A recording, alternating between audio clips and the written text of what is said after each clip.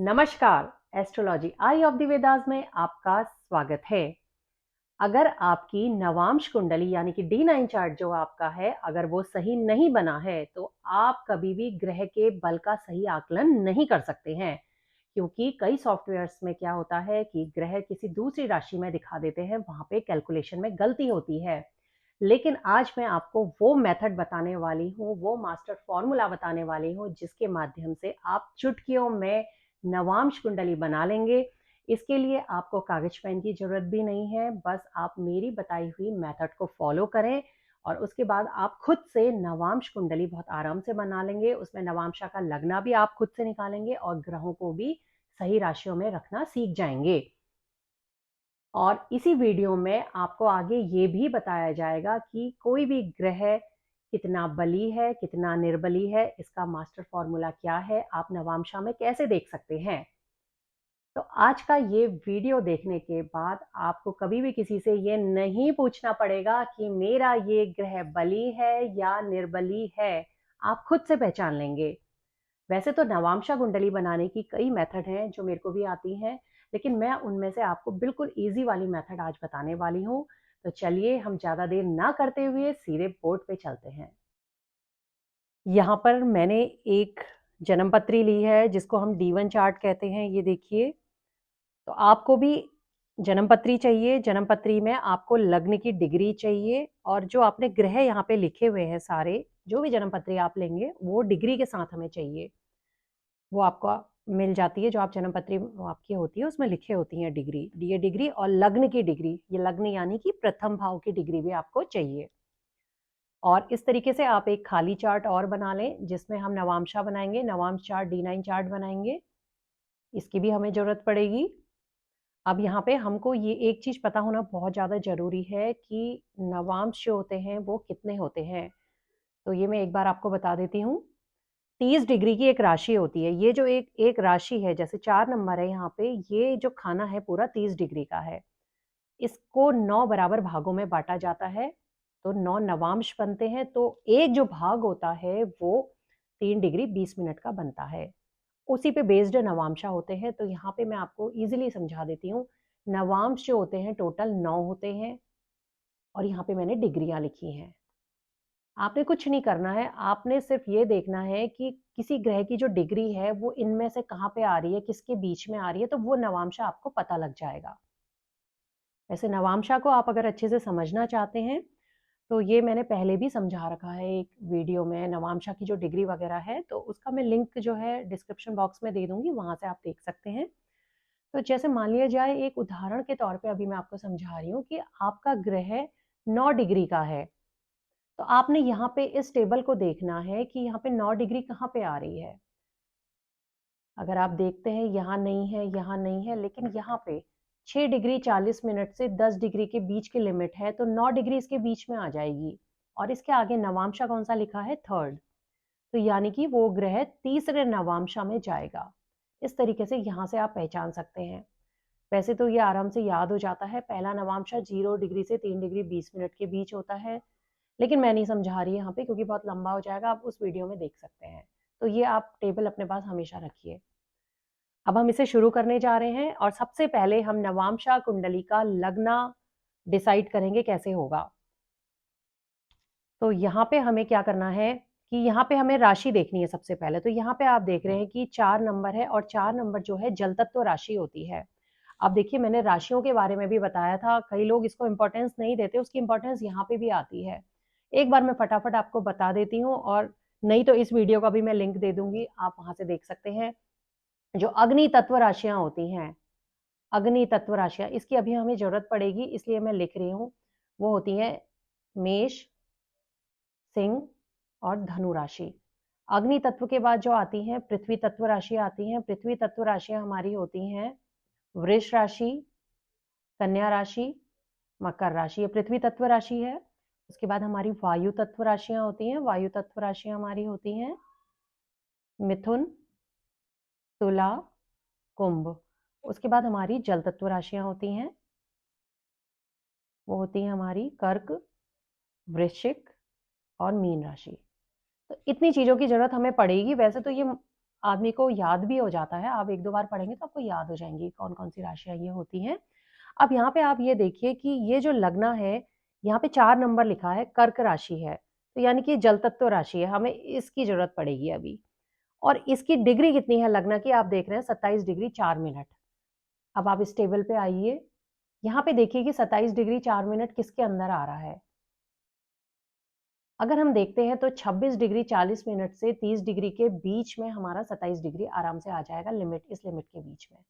तो यानी कि 9th नवांशा हमको मिल गया। ये जो कर्क लग्न है, ये 9th नवांशा में जाएगा D9 चार्ट में। अब गणना कैसे होगी?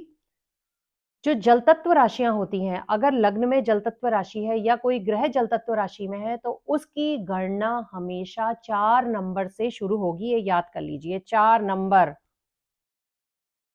तो अब हमने 4 नंबर से शुरू करना है और उससे 9 भाव हमने आगे बढ़ना है, क्योंकि हमको 9th नवांशा मिला था। तो मैं 4 से पढ़ना शुरू कर रही हूँ।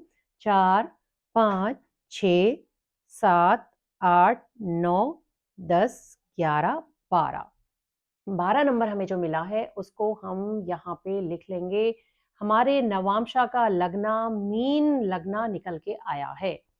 तो हम फटाफट नंबरिंग कर लेते हैं। 12, 1, 2, 3, 4, 5, 6, 7, 8, 9, 10, 11। कितनी इजीली हमने निकाल दिया। हमने कुछ नहीं करना है, हमने लग्न की राशि को देखना है। राशि हमारी जल तत्व राशि थी, ये वाली थी। जल तत्व राशियों में जब भी गणना होगी 4 नंबर से स्टार्ट होगी, इनसे नहीं होगी। ये हमें याद रखना है। और कितना आगे हमने गणना करना है? 9 नवांश आगे, क्योंकि लग्न की डिग्री 27 डिग्री है जो 90 नवांश में आ रही है। तो 4 से हम अगर 9 आगे बढ़ेंगे तो हमको 12 मिलता है। 4 से ही स्टार्ट करना पड़ेगा। 4, 5, 6, 7, 8, 9, 10, 11, 12। आप करके देखिए, 2 से 3, 4 बार करेंगे तो आपको आराम से निकल जाएगा। अब हम कोई भी ग्रह शुरू, हम सूर्य से अब शुरू करते हैं। सूर्य इस जन्मपत्री में 8 नंबर में है, ये फिर से जल तत्व राशि में है, तो गणना हमारी 4 नंबर से शुरू होगी। सूर्य की डिग्री देखिए, 4 डिग्री 15 मिनट है। इस चार्ट पे आइए, यहाँ पे 4 डिग्री 15 मिनट जो है सेकंड नवांशा में आ रही है। 3 डिग्री 20 मिनट से 6 डिग्री 40 मिनट के बीच में आता है 4 डिग्री, यानी कि सेकंड नवांशा। और गणना कहाँ से होगी? 4 नंबर से, क्योंकि जल तत्व राशि है। तो 4 से सेकंड गिनिए, 4, 5, यानी कि सूर्य नवांश कुंडली में 5 नंबर में चले जाएगा। सूर्य यहाँ पे आ गया हमारा, ठीक है। बहुत ही इजीली हमने निकाल लिया। अब हम फटाफट चंद्रमा पे आते हैं। चंद्रमा जो है यहाँ पे आप देख रहे हैं वायु नहीं सॉरी पृथ्वी तत्व राशि में है। और पृथ्वी तत्व राशि में जो गणना होगी वो हमेशा 10 नंबर से होगी। मैं यहीं पे बना देती हूँ।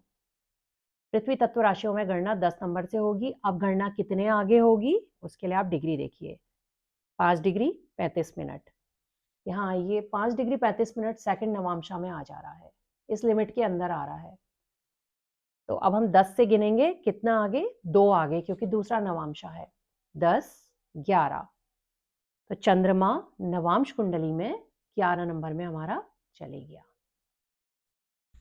अब हम अगले प्लेनेट पे आएंगे। हम सूर्य चंद्र मंगल पे आते हैं। मंगल को देखिए, ये अग्नि तत्व राशि में है, 5 नंबर में है।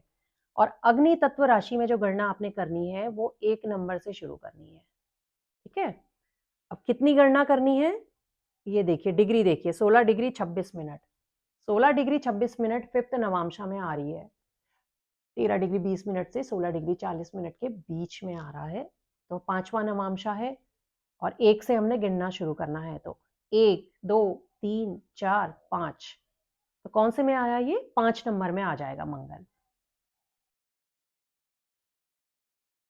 ठीक है। अब हम बुध की गणना करते हैं। बुध हमारा जल तत्व राशि में है, तो 4 नंबर से स्टार्ट होगी गणना, लेकिन कितनी होगी? डिग्री देखिए, 13 डिग्री 18 मिनट। 13 डिग्री 18 मिनट चौथे नवांशा में आ रहा है। तो इसको 4 नंबर से गिनना शुरू करिए। 4, 5, 6, 7। तो बुध हमारा कहाँ पे आ गया? 7 नंबर में, यानी कि तुला राशि में नवांश कुंडली में आ गया। अब हम इसके बाद आगे अगर बढ़ते हैं तो इसमें हमारे बुध के बाद गुरु आ जाता है। गुरु हमारा 2 नंबर में है, पृथ्वी तत्व राशि में। गणना कहाँ से होगी? 10 नंबर से होगी। कितनी होगी? इसकी डिग्री देखिए, 14 degree 58 minute. 14 degree 58 minute 5th नवांशा में आ रहा है। और कहाँ से गिनेंगे हम इसको? पृथ्वी तत्व राशि में 10 नंबर से, 10 से 5 आगे, 10, 11, 12, 1, 2। तो हमारा गुरु कहाँ पे आ जाएंगे? 2 नंबर में आ जाएंगे सीधे सीधे। इसी तरीके से हम बाकी ग्रहों का भी करेंगे। अब मैंने आपको गुरु तक निकालना सिखा दिया, उससे आगे आप खुद निकालिएगा। मैंने प्लेनेट यहाँ पे लिख दिए हैं, शुक्र लिख दिया, शनि, राहु, केतु। कितने आसानी से, आपको कोई कैलकुलेशन नहीं करनी, कुछ जोड़ना नहीं है, बस उंगलियों पे आपने गिनना है। अगर आपको ये नवांशा याद है और ये राशियां याद हैं तो आप बिल्कुल चुटकियों में आप बता देंगे कि ग्रह किस राशि में जाएगा नवांश कुंडली में। अब हम इसी कुंडली में जानेंगे कि कौन सा प्लेनेट इनका ऐसा है जो D9 कुंडली में जाके स्ट्रांग हो जाता है और जन्म पत्री का एक स्ट्रांग ग्रह है। क्योंकि D9 चार्ट जो होता है, ज्यादातर लोगों को गलतफहमी होती है कि केवल मैरिज के लिए देखा जाता है, स्पाउस के लिए देखा जाता है। ऐसा बिल्कुल भी नहीं होता है। D9 चार्ट बिल्कुल D1 चार्ट के बराबर इंपॉर्टेंस लिए हुए है। उससे लाइफ की हर इवेंट आप देख सकते हैं। साथ ही आपके ग्रहों का जो बल है वो केवल और केवल नवांश कुंडली से देखा जाता है और कोई भी वर्ग कुंडली से नहीं देखा जाता है। D1 में पहले ग्रह का बल देखते हैं, फिर आगे देखते हैं कि नवांश कुंडली में वो इम्प्रूव हो रहा है या वो खराब हो रहा है। तो हम शुरू यहाँ से करेंगे आपके सूर्य ग्रह से। अब आप देखिए, सूर्य यहाँ पे D1 चार्ट में 8 नंबर में है, अपनी मित्र की राशि में है। और सूर्य इनका आगे जाकर के 5 नंबर में, यानी कि अपनी खुद की राशि में, स्वराशि में आ गया है। तो जो सन है इनका बहुत ज्यादा स्ट्रांग हो गया है, जो कि राज सत्ता को दिखाता है, राजकीय कार्य को दिखाता है, गवर्नमेंट को दिखाता है। तो जिनका ये चार्ट है, अगर आप लोगों ने पहचान लिया है किसका ये चार्ट है, तो आप कमेंट करके मुझे जरूर बताइएगा। आप में से कई लोगों को पता होगा कि ये चार्ट किसका लगा हुआ है यहाँ पे। तो सन इनकी जन्मपत्री में बहुत ज्यादा स्ट्रांग है, जो कि नेम, फेम, सत्ता, हर चीज के लिए आवश्यक है। अब हम चंद्रमा पे जाते हैं। चंद्रमा यहाँ पे आप देख रहे हैं, इनका चंद्रमा शनि की राशि में है और चंद्रमा यहाँ पर भी शनि की राशि में है और सूर्य और मंगल से दृष्टि भी है। तो चंद्रमा इनकी पत्री में बिल्कुल भी स्ट्रांग नहीं है, जो कि माँ को दिखाता है। और इनको माँ का या बचपन में जो सुख होता है वो बिल्कुल भी नहीं मिला, क्योंकि इनका ये कारक, ये प्लैनेट इनका बहुत खराब बैठा हुआ है। ये इनका लग्नेश भी है, तो इनको हेल्थ इशू भी बहुत ज्यादा रहे, खासतौर पे बचपन में रहे। अब हम अगले प्लैनेट पे जाते हैं। अगला प्लैनेट है हमारा मार्स। मार्स देखिए यहाँ पे 5 नंबर में है, सूर्य की राशि में है। सूर्य इसका मित्र ग्रह बनता है और नवांशा में भी मार्स जो है वो 5 नंबर में है। 5 नंबर जो है वो इसके मित्र की राशि है, सन की राशि है। तो यहाँ पे मार्स बहुत ही ज्यादा स्ट्रांग है, क्योंकि ये मार्स मित्र राशि में वर्गोत्तम हो रहा है। ये बहुत ही ज्यादा, इसमें 2 प्लैनेट आपके आ गए, सूर्य आ गया और मंगल आ गया। और मैं आपको बता दूं कि ये जो दोनों प्लैनेट होते हैं, ये मतलब अगर आपको शासन करना है तो उसके लिए ये बहुत जरूरी होते हैं। एडमिनिस्ट्रेटिव जॉब्स के लिए ये दोनों प्लैनेट बहुत ज्यादा जरूरी होते हैं, स्ट्रांग होने चाहिए, इनका कनेक्शन आना चाहिए हमारे करियर के हाउस से। अब सूर्य, चंद्र, मंगल हो गए। अब हम बुध पे जाएंगे। बुध का बल हम कैसे देखेंगे? बुध यहाँ पे आप देख रहे हैं कि 8 नंबर में है, स्कॉर्पियो साइन में है, जो कि इसके शत्रु की राशि है, एनिमी साइन है, वीक है। और ये बुध आगे जाकर के अपने मित्र के साइन में आ गया है, थोड़ा सा इंप्रूव हो गया है, बहुत ज्यादा नहीं, थोड़ा सा इंप्रूव हुआ है। तो बुध इनकी जन्मपत्री में ठीक ठाक हम कहेंगे, ठीक ठाक, ना बहुत स्ट्रांग ना बहुत वीक। अब हम आगे बढ़ते हैं, गुरु पे आते हैं। गुरु देखिए यहाँ पे 2 नंबर में है, जो कि वीनस की राशि है, टॉरस।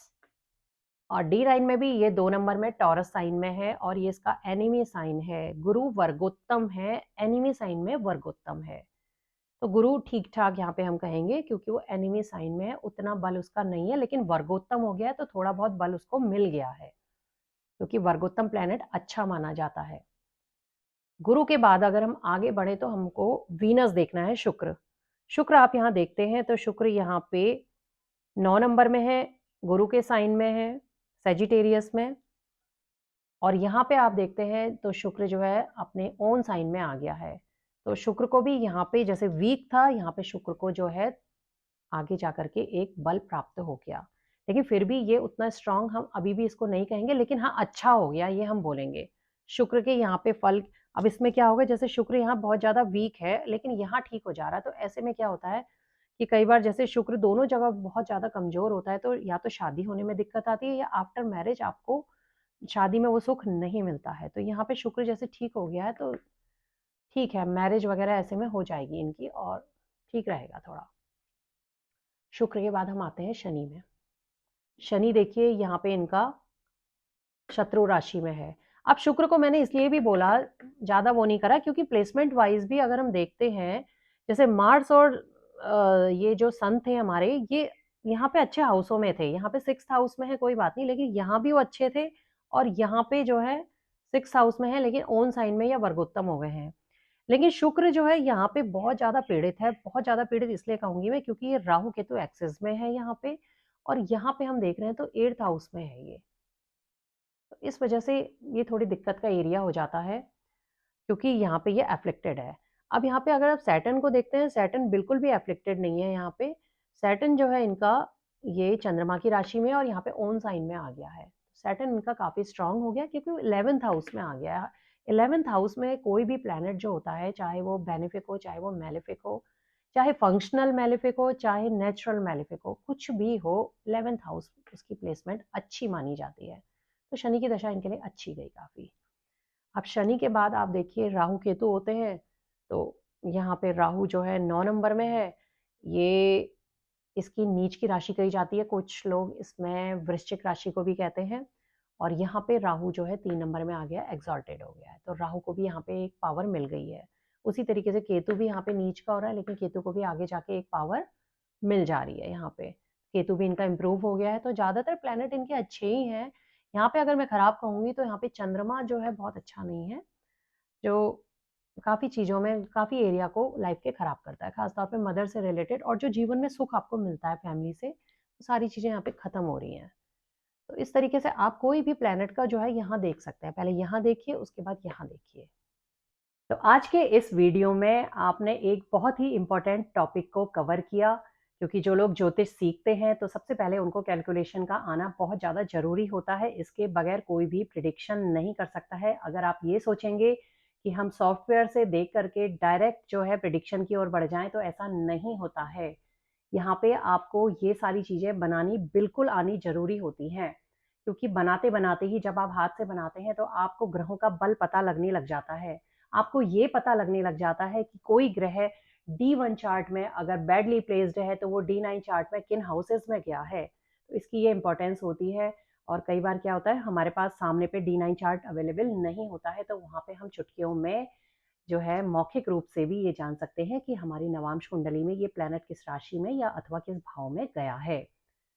तो मुझे आप कमेंट करके ये ज़रूर बताइएगा कि आपका कौन सा ऐसा प्लैनेट है जो D9 में जाकर के स्ट्रांग हो रहा है या D1 में स्ट्रांग है।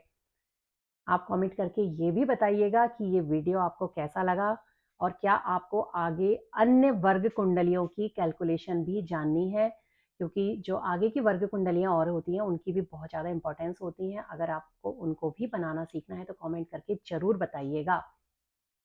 तो अगले वीडियो में हम और किसी अच्छे टॉपिक को कवर करेंगे। आज के लिए बस इतना ही। धन्यवाद।